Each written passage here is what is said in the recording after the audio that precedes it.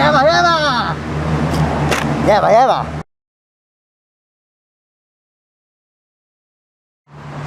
Well, first of all, I want to say that wearing a sunglasses in a rainy day is the latest fashion trend today. Alright? Now, about this bike. My first impression, when I saw this bike at the motorcycle show, I was like, wow, wow, wee! Yeah, yeah! It looks so sick. It looks so freaking cool. I mean, look at the freaking paint scheme, man. You know, the white paint scheme, the plain white and the black. I don't really dig those paint schemes because I know that there's a better and more kick-ass paint scheme, which is this one right here. Why would you even choose the white or the black if you can have this? Right? First impression about the bike.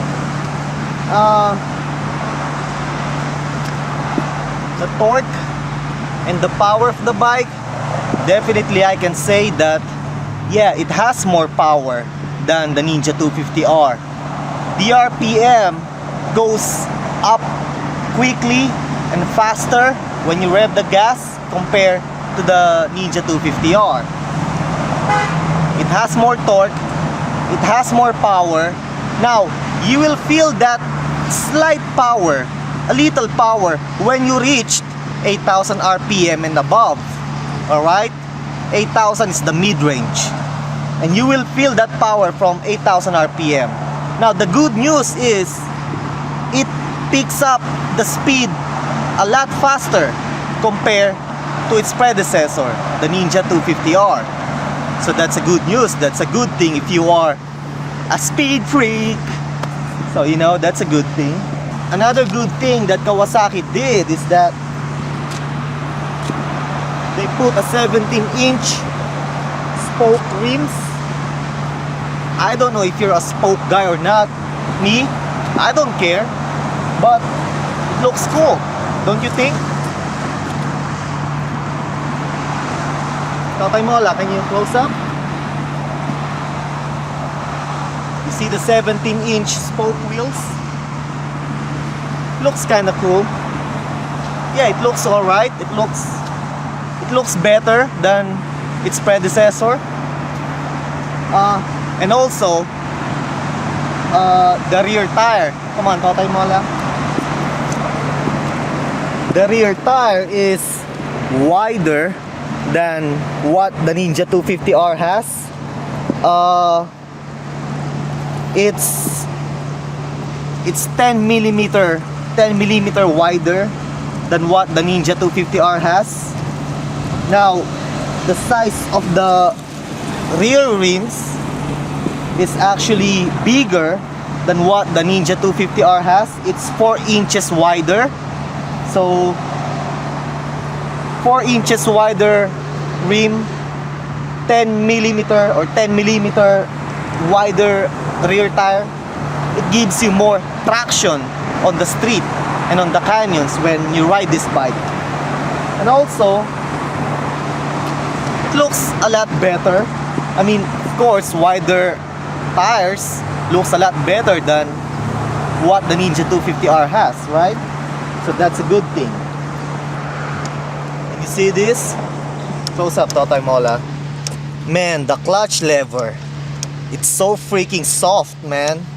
I like what Kawasaki did with their Ninja 636 and with their Ninja 300R. The so-called clutch assist function, whatever that is. But that clutch assist function, man, it's a really good points for Kawasaki. It's a good help for the riders. And also, sleeper clutch.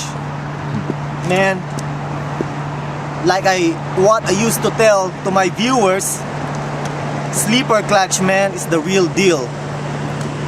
Kawasaki is very good of putting sleeper clutches with their bikes. The Ninja 250R has a wet clutch. Now this one, it has a sleeper clutch. And man, The sleeper clutch gives you more advantages. When you downshift and upshift, man, shifting is more smooth than the wet clutch. So that's a very good point for Kawasaki. Clutch assist function, sleeper clutch, ABS. This bike has an ABS. 10mm wider rear tire, 4 inches wider rims. Hey, it's good. Plus, it has more torque. The bike picks up more speed a lot faster than the Ninja 250R. It's a good bike.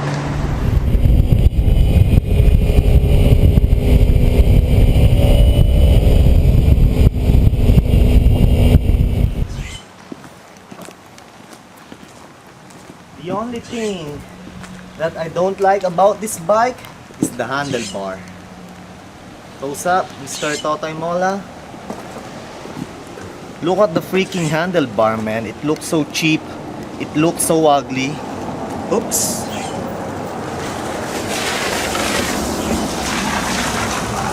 Yeah, that's the only thing that I don't like about this bike. The ugly, cheap looking handlebar. What is this? Made in China or something? Doesn't look like made in Japan to me. It looks cheap. But apart from that, everything looks great. Also, this is important for you to consider. If you are planning to buy this bike and then whip this bike on the canyons, I mean, whip the canyons using this bike, not whip this bike on the canyons, that's a bad news. What I mean is that whip the canyons using this bike, you might want to consider changing the tires, because the compound of these tires are hard. They are not as soft as what my Ninja 636 has.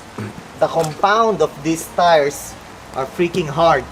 They are designed for commuting, touring, but not for knee dragging, canyon riding on the canyons. What is the brand of this tire? Roadrunner. Yeah, the brand is called Roadrunner. Never heard that before.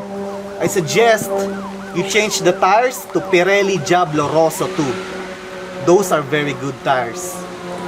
But if you live in Texas, Nevada, or in Florida, where there are no twisties, there are no canyons, you're just riding on a straight line, then you don't need to change the tires. Roadrunner is good, whatever that brand is. Alright, thank you, Totoy Mola. Yalla yalla!